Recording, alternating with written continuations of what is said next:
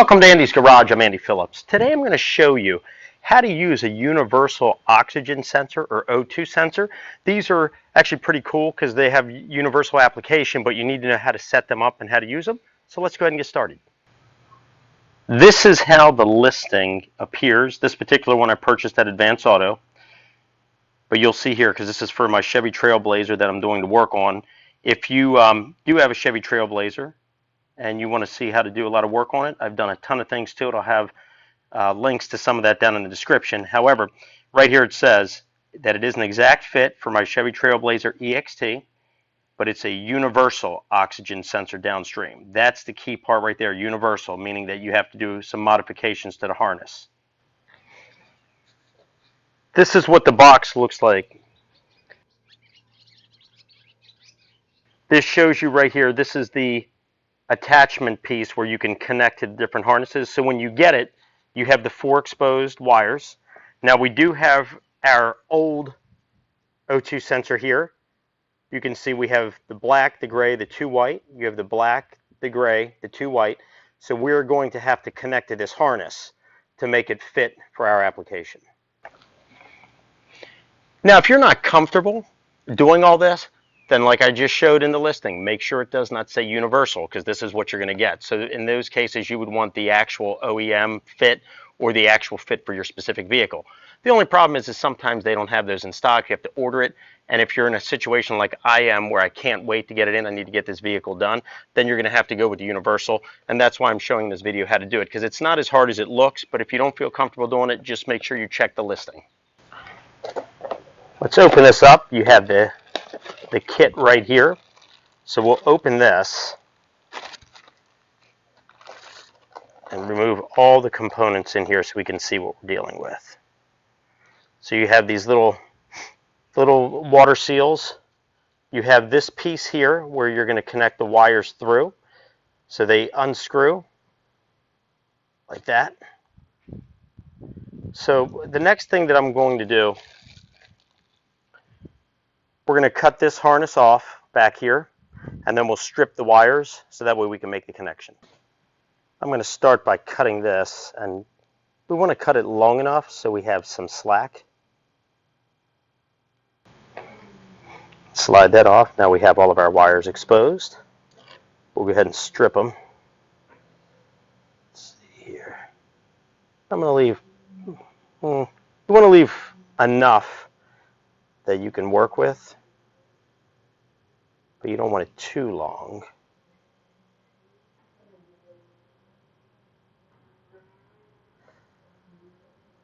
Pull that back. So that one's good. I'm going to go ahead and do the rest of these, and then this here, and then we'll be back. Everything has been stripped. So next thing we're going to do is feed these wires through. So we have our black, our gray, our 2 whites. We're going to feed them through and then put the little seals on there. Little waterproof pieces. Twist that there. Come through this one. Come through that one. Put that one through.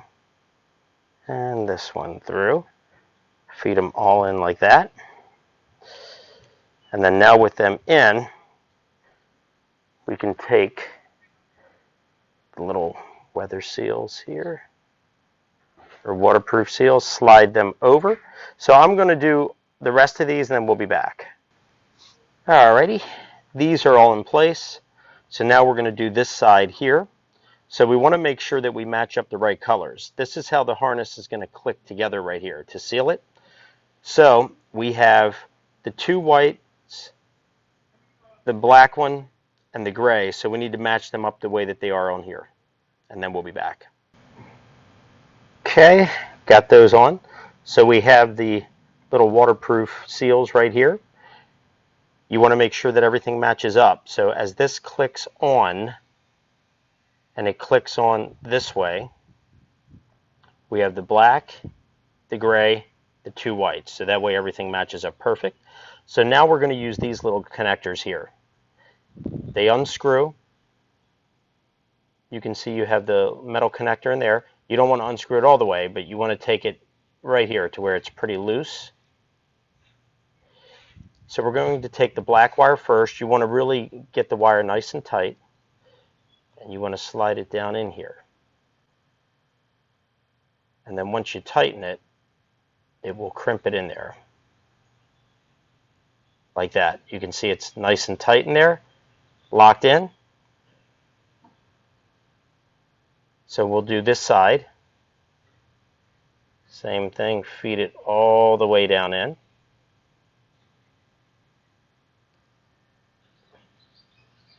Bring it in like this, and then you want to tighten it. Now I do have a little too much, even though it is grabbing it, I have too much wire here. I'm going to trim that back a little bit. You don't want it exposed like that. So I'm going to trim these back, and then we'll be back to get them all tightened in there.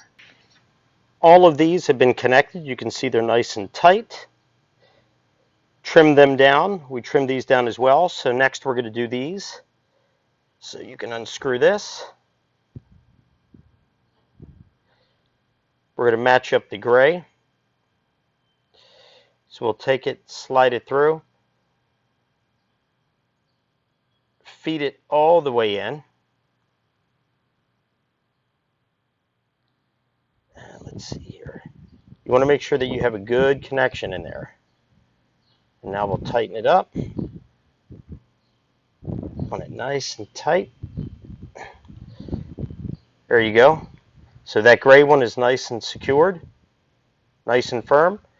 Next we'll do the black one. Loosen that as loose as you can get it.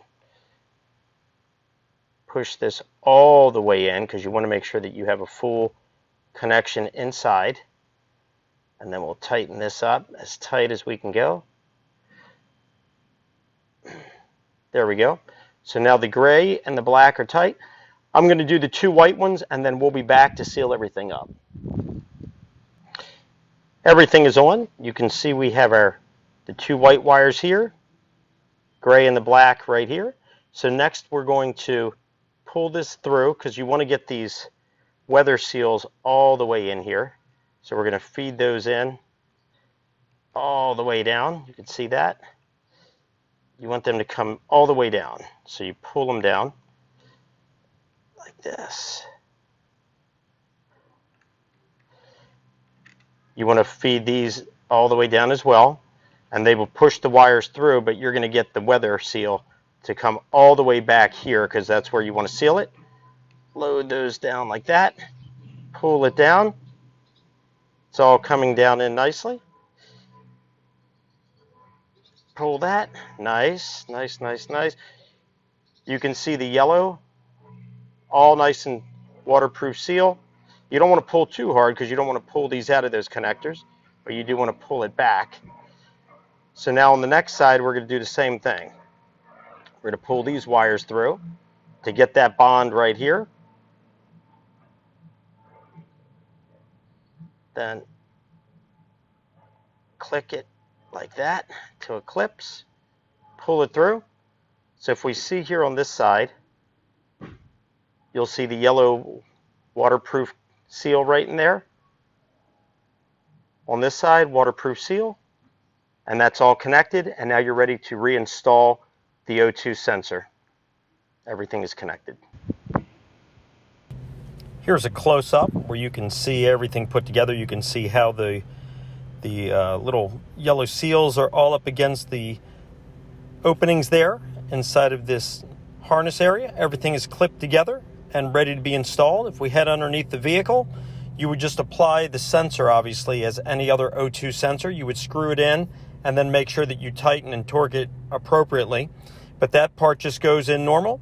And then if we head here down onto the other side where the harness is, you'll just clip this on, because keep in mind you're using the old harness from your old O2 sensor, so that'll line up perfectly. You'll put that in.